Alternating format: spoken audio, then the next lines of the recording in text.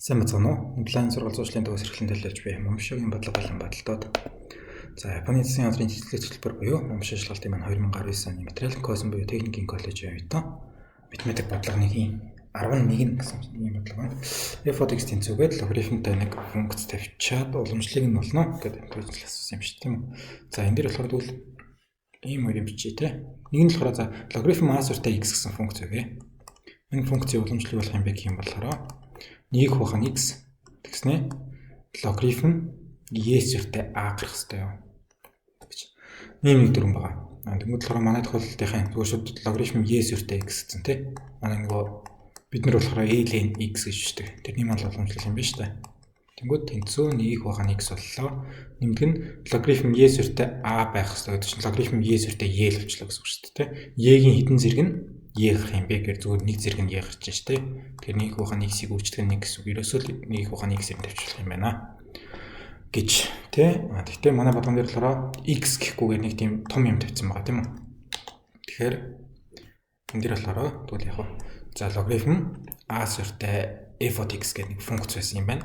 Энийн уламжлал гэх юм бол тэгвэл тэнцүү яг 1 хухан x логарифм y сүртэй a гарах байсан. Энэ дээр болохоор f(x)-ийг гарах байсан нь.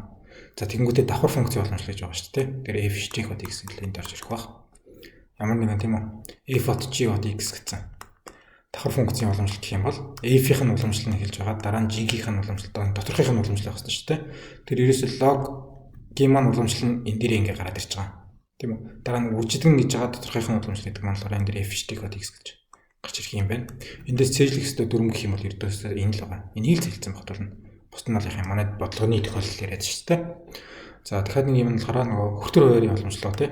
F-ийг хухан g гэсэн юмны уламжлах юм болохоор f-ийн уламжлал g хастан g-ийн уламжлал f нь. Тэгээ хувахан g квадраттай гэж. Манай бодлогон дээр болохоор нэг юм хөртөр хуваартай юм байгаа чинь бас энийг болохоор мэддэг байх хэрэгтэй дүрм гэсэн үг. Энэ хоёр дүрмийг бол мэддэг байх хэрэгтэй. За энэ дэр нэмээд болохоор би бас яхан жоон хэлбэрчлэхийн тулд нэг юм биччихье. A хувахан b хувахан c хувахан d гэдэг лөө тий.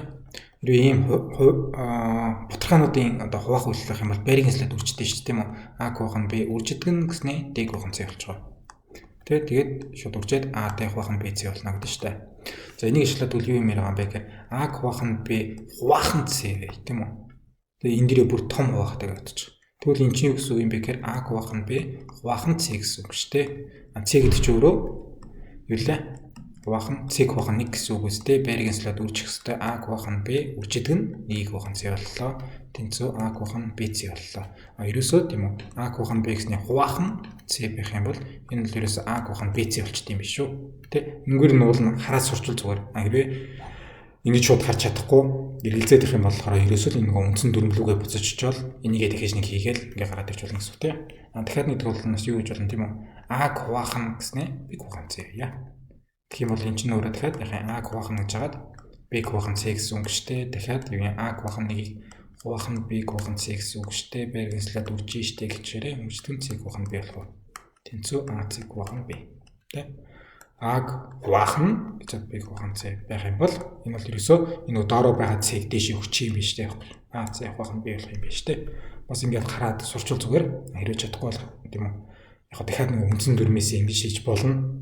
Яг шалгалтын дээр яг ингэж хийгээд явах юм болж байгаа цаг алдна тий. За манай бодлого энэ байна. F(x) ийм юм уламжлалыг олно. За шууд F(x)-ийн уламжлал тэнцүү гэж. Тэнгүүд болохоор логарифм y сүртэй гэж хагаад нэг юмны уламжлал байгаа тий.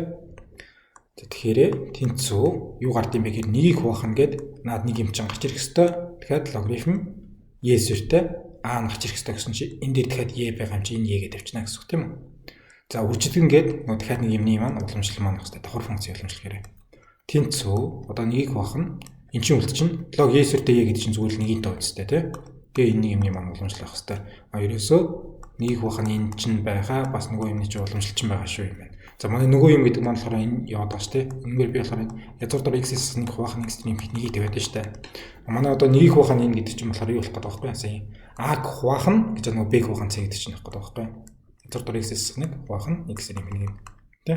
Тэнгүүд болохоор дээшээ энэ доотлолт байсан юм хүчтэй юм биш үү гэсэн юм чинь x дээр нэмэх нь нэг нь дээшээ гараад язгуур дор x-ээс нэгтэй болно гэсэн үг. уртлын хэсэг маань тийм үү? Нэгийг хуваахна гэж жагаад нөгөө юм маань байх хэрэгтэй газар маань болохоор нэгийг хувааханд бол ийм юм байгаа юм байна. Тэнцүү унтагчин симонэ энэ жийсэн юм шүү дээ. А-гийн нууранд 1, Б-гийн нууранд тэр язгууртай, C-гийн нууранд нь болохоор x тэрний p 1 байна. За тэгвэл нэг ийм юм байгаа юм байна. Үржитгэн гэж жаад юу байх хэвтэй. Тэнцүү энэ дээр одоо x тэрний p 1 хуваахны язгууртаар x-с нэг. Үржитгэн гэж жаад одоо энэний чинь уламжлал нь өөрөө байх хэвтэй шүү дээ.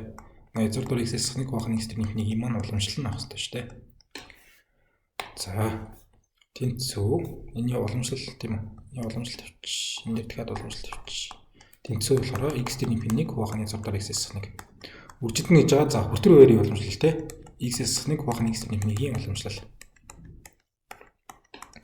Эглээ f-ийг хуваахын g-ийн уламжлал гэдэг бол f-ийн уламжлал g хастан g-ийн уламжлал f хуваахын g квадратаа гэж. F-ийн уламжлал нь гэхээр одоо f нь болохоор бол язгууртаар x-с нэг маань баггүй. Энийн уламжлал чинь өөрөө дахиад юу юм? X-с хастан 1-ийн 2-1 зэрэг гэсэн юмны уламжлал гэсэн үг шүү дээ язгуурт чинь.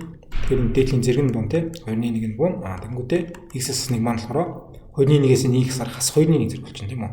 Дахиад доторх функцийн уламжлал гэх юм болохоор x-с 1-ийн уламжлал гэхээр зүгээр 1-ийн тавьж шүү дээ тийм ээ. Тэнцүү энэ бол ерөөсөө 1-ийг хуваах нь 2 язгууртаар x-с 1 юм байна гэсэн. За би одоо энэ дэр үржитгэн гэж одоо юу тавих хэвтэй? F-ийн уламжлал тавих хэвтэй гэсэн чинь F-ийн уламжлал нь тэгвэл язгууртаар x-с 1-тэй ийм юм гэсэн үг байхгүй. F-ийг үржитгэн g гэдэг маань болохоор x тэрний p 1 маань байгаа. Хастган гэж жагаад одоо g-ийн уламжлал f. G-ийн уламжлал гэж яхаа x тэрний p 1-ийнх нь уламжлал гэх юм бол энэ чинь зүгээр л нэг гараад ирнэ өстэй. G-ийн уламжлал нь зүгээр нэг юм байна. F маань болохоор буцаад дахиад нэг язгууртай явчих. Язгууртаар x-с 1. За энийг тийснээ хуваахна гэж жагаад g-ийн квадрат авах хэрэгтэй гэр x тэрний p 1-ийн квадрат болно гэсэн үг. За би одоо юу юм? Энийг жоохон ийш нь бичээд тэгснэ энийг болохоор ийшээ ижил хуваар гэдэг хөө. Тэнцүү яхаа x тэрний p 1 хуваах нь язгууртаар x-с 1 байсан. Би энэ дээр хажууд нь x тэрний p 1-ийн квадратыгаа тавьчих те. Үржитгэн гэж жагаад яхаа ижил хуваар гэнэ. 2 язгууртаар x-с 1-ээр ижил хуваар өгөө. Тэгэх юм бол энэ дээр x тэрний p 1 байсан. Хастан гэж жагаад 2 язгууртаар x-с 1 язгууртаар x-с 1 гэж хөө. Хуваах нь 2 язгууртаар x-с 1 гэж ийм юмар ижил хуваар өгч шүү дээ те. Тэгвэл тэнцүү яг л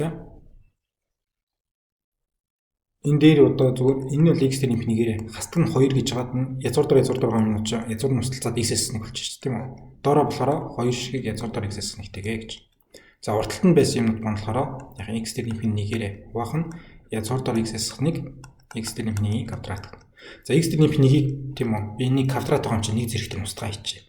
Энэ x-с 1-ийг болохоор энэ x-с 1-ээр үрчээрээ язгуураасаа гарна шүү те. Тэгэхээр тэнцүү доороо болохоор тэгвэл яг нь 2 ширхэг 1 x тэрний p 1 маань үлдсэн. Энэ язгуураасаа гараад x-с 1-тэй боллоо. Дээрээ болохоор x тэрний p 1-ийг хастан 2x болно те. Хастан 2x дараа нь хас 2-ыг хас 1-ээр үржих хастай нэмэх 2 болно тест. Тэгэхээр x тэрний p 1 хастан 2x нэмэх нь 2 юм бол энэ ч өөрөө хас x нэмэх нь 3 болчих юм шүү те. Хас x нэмэх нь 3. Тэгвэл манай хариу ерөөсөө энэ дэр хасах x нэмэх нь 3. Доороо болохоор 2 шиг x дээр нэмэх нь 1 x-с 1 байх юм байна. Нэлийн төвөгтэй юм шиг боловч хийх юм бол ер нь гараал ирэх хэрэгтэй тий. Тэгээд цээжлэх хэрэгтэй 4 гэх юм бол за энэ хоёр бол ийм байгаа шүү юм байна. Нэмээд болохоор энэ хоёрыг бол заавал цээлсэн байх хэрэгтэй. Энэ логарифм ийм байна. Энийг бол цээлсэн байх хэрэгтэй. Энэ дээр f(g)-ийн 4 байгаа. Энийг бол цээлсэн байх хэрэгтэй. Тэгээд давхар функцийн уламжлал гэж тий. F-ийн уламжлал юм бол f-ийн уламжлал f от g от x-ийн уламжлал юм бол f-ийн уламжлал үржитгэн g-ийн уламжлал гэж. Тэгээд язгууртаар x-с 1-ийн уламжлал гэх юм бол эхлээд f гэдэг нь болохоор юм язгуур болдог функц байгаа байхгүй юу? G гэдэг нь болохоор x гэсэн тооноос нэг хасдаг болов тийм функц байгаа байхгүй юу? Тэгэхээр энэ дээр одоо эхлээд f-ийн уламжлал гээрээ 2-1 зэрэгтэй юмны уламжлал 2-1 нь буугаад өөрөө x-с 1 гэснээр хас 2-1 зэрэгтэй болно гэж. Дараа нь g-ийн уламжлал гээрээ x-с 1-ийн уламжлал гэдэг зүгээр нэг болж байгаа тий. X нөрөө нэг болсон хасны тогтмол тавьж байхгүй болчихно тийм үү? Тэгээд нэг гэж. Тэгэхээр энэ тэнцүү гэснээр нэг баг нь 2 язгууртаар x-с 1 хас зэрэг хэмжээд доош гарч шүү дээ. Ийм хийгээд яваад байгаа. Давхар функцийн уламжлал, логарифмын уламжлал, тэнгуүтэй нөгөө хуваарийн уламжлал энэ гурыг бол цээжлэхээс аргагүй юм байна. За мэдлэг юм байлаа. Баярлалаа. Баяртай дараа дахин уулзъя.